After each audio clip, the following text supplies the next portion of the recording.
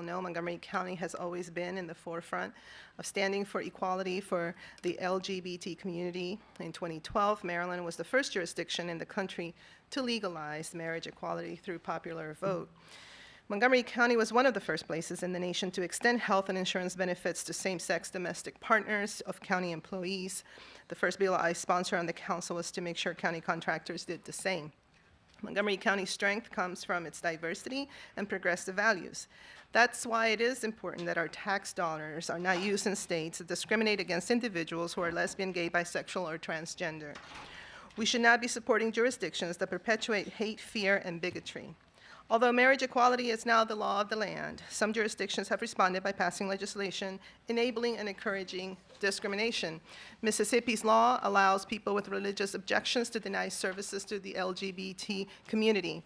North Carolina eliminated the City of Charlotte's non-discrimination law, excludes sexual orientation and gender identity from the state's anti-discrimination policy, and prevents individuals from filing employment discrimination lawsuits in state courts.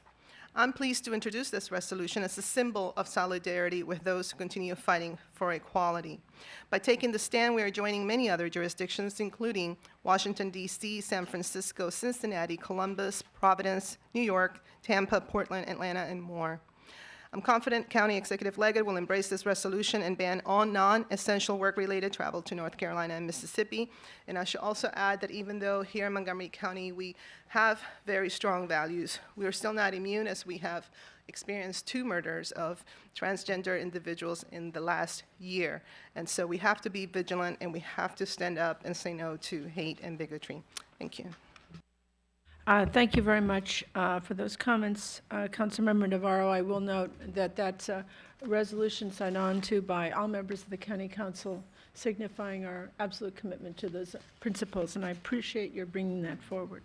I just wanted to thank Councilmember Navarro for bringing up this issue, and I actually wanted my colleagues to be aware that the action of the North Carolina State Legislature, in addition, as Councilmember Navarro rightly states, to being an appalling and really repugnant attack on the basic identity and humanity of individuals who express their gender in different ways, also preempted the ability of municipalities in the state of North Carolina to pass non-discrimination laws and to raise the minimum wage.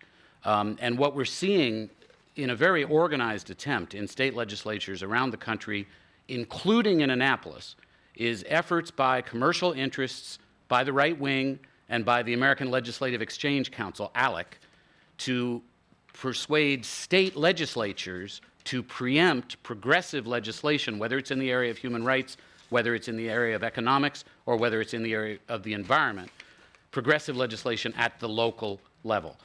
Well, I wanted to thank Councilmember Navarro for the resolution, which I strongly support, and I want to thank Mr. Leventhal for those comments, because it's such an important issue right now that's playing out all across the country, and as Mr. Leventhal said, it is happening here in Maryland.